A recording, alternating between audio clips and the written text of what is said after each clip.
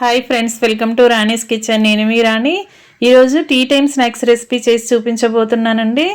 Tea time snacks అంటే పెద్దవాళ్ళు తినడానికి మాత్రమే కాదు, చిన్నపిల్లలకి కూడా చాలా ఇష్టమైన స్నాక్స్ రెసిపీ. 1 కప్పు మైదా పిండితో కానీ గోధుమ పిండితో కానీ అప్పటికప్పుడే చేసుకోవచ్చు. ఆ ప్రాసెస్ అంతా చూడండి, వీడియోని స్కిప్ చేయకుండా చూడండి. ఇంకా ప్రాసెస్ స్టార్ట్ చేద్దాం. ముందుగా ఒక గిన్నెని తీసుకొని దానిలోకి 1 కప్పు నిండా మైదా పిండిని వేసుకోండి. మీరు మైదా పిండికి బదులుగా గోధుమ పిండి అయినా యూజ్ చేసుకోవచ్చు. దీనిలోకి టేస్ట్కి సరిపడా సాల్ట్, 1 పావు టీ స్పూన్ వాము వేసుకుని, చియా సీడ్స్ కూడా ఉంటే 1 టేబుల్ స్పూన్ వేసుకోండి, లేదంటే స్కిప్ చేసేయండి. తర్వాత 2 టేబుల్ స్పూన్లు ఆయిల్ వేసుకుని మనం వేసిన ఇంగ్రీడియంట్స్ అన్నీ పిండికి పట్టేంత వరకు చేత్తో పిండిని బాగా ప్రెస్ చేస్తున్నట్లుగా కలపండి. ఆయిల్ అంతా కూడా పిండికి బాగా పట్టాలి. మనం పిండిని ముద్దలాగా చేసినట్లయితే పొడి పొడిలాడుతున్నట్లుగా లేకుండా ఇలా ముద్దలాగా రావాలి. రాలేదు అంటే ఇంకొంచెం ఆయిల్ని యాడ్ చేసుకుని కలపండి. తర్వాత కొంచెం కొంచెంగా వాటర్ పోసుకుంటూ పిండిని పూరీ పిండిలాగా చేసుకోండి. ఈ విధంగా మొత్తం అంతా కలిపి రెడీ చేసి పెట్టుకోండి. ఇంత సాఫ్ట్గా ఉండాలండి, మరీ గట్టిగా ఉండకూడదు, మరీ మెత్తగా ఉండకూడదు. మీడియంగా కలుపుకొని మూత పెట్టుకుని 1 అరగంట పాటు పక్కన పెట్టుకున్నట్లయితే పిండి అంతా కూడా చాలా నాని స్నాక్స్ అనేవి క్రిస్పీగా వస్తాయి. అరగంట తర్వాత పిండిని చూసుకున్నట్లయితే చక్కగా నానింది. దీనిని రెండు ముద్దల్లాగా సపరేట్ చేద్దాం. ఫ్రెండ్స్, ఛానల్ని ఫస్ట్ టైం చూస్తున్న వారు సబ్స్క్రైబ్ చేసుకుని పక్కనే ఉన్న బెల్ బటన్ క్లిక్ చేయండి. నేను పెట్టబోయే రెసిపీస్ అన్నీ డైలీ మీ ఫోన్కి నోటిఫికేషన్కి వస్తాయండి. ఓపెన్ చేసి చూడండి. సింపుల్గా టేస్టీగా రెసిపీస్ని చూపిస్తాను. ఇప్పుడు ఒక మిక్సింగ్ బౌల్ తీసుకుని దానిలోకి 1 టేబుల్ స్పూన్ మైదా పిండి, 1 టేబుల్ స్పూన్ మొక్కజొన్న పిండి వేసుకుని 2-3 టేబుల్ స్పూన్లు ఆయిల్ వేసుకోండి. ఈ పిండిలు ఆయిల్ కూడా బాగా కలుపుకున్నట్లయితే పిండి అనేది లిక్విడ్ లాగా వస్తుంది, జారుగా వస్తుంది. కొంచెంగా ఆయిల్ అనేది కొంచెం ఎక్కువగానే యాడ్ చేసుకుని కలపండి. మొక్కజొన్న పిండి, మైదా పిండి కూడా బాగా కలిసిపోవాలి. ఈ విధంగా కలుపుకుని జారుగా కలుపుకుని పక్కన పెట్టండి. ఇప్పుడు పూరీ పీటకి పొడిపిండిని అప్లై చేసుకోండి.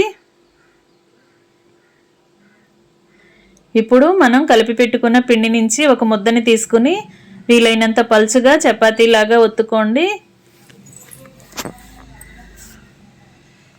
ఫ్రెండ్స్, ఛానల్ని ఫస్ట్ టైం వాచ్ చేసిన వారు సబ్స్క్రైబ్ చేసుకున్నప్పుడు మాత్రమే నేను పెట్టబోయే రెసిపీస్ అన్నీ మీ ఫోన్కి నోటిఫికేషన్ వస్తాయండి. ఓపెన్ చేసి చూడండి. నచ్చిన రెసిపీస్ని కుక్ చేసి పిల్లలకి సర్వ్ చేయండి. ఇలా మొత్తం అంతా కూడా బాగా ఒత్తుకున్నాం కదా, వీలైనంత పలుచగా ఒత్తుకున్నాం కదా. దీనిని ఒక ప్లేట్లోకి పెట్టుకుందాం. మరలా ఇంకొక ముద్దని కూడా సేమ్ ఇదే ప్రాసెస్తో చపాతీలాగా ఒత్తుకోవాలి. మనం పొడిపిండి అనేది కొంచెం ఎక్కువగా అప్లై చేసి ఒత్తుకున్నట్లయితే పూరీ అనేది పర్ఫెక్ట్గా సాగుతూ ఇలా పలుచగా వస్తుందండి. ఈ విధంగా చేసుకుని పక్కన పెట్టండి. ఇప్పుడు ఇంకొక పూరీని కూడా చేసేసుకోండి. ఈ విధంగా చేసుకున్నాం కదా. ఇప్పుడు ఒక పూరీని పీట మీద వేసుకోండి.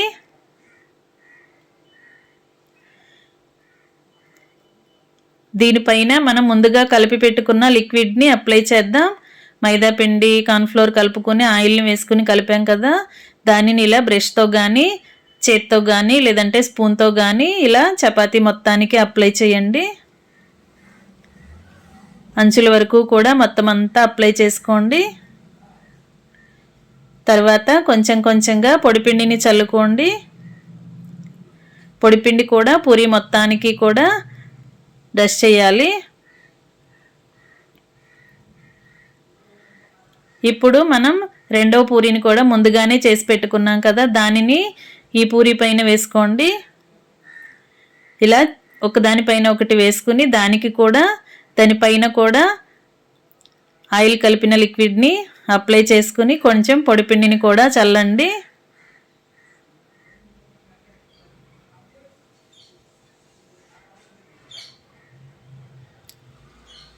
ఇలా 2 చపాతీలని ఒకదానిపైన ఒకటి పెట్టుకుని ఇలా ఆయిల్ని పొడిపిండిని అప్లై చేసుకోండి.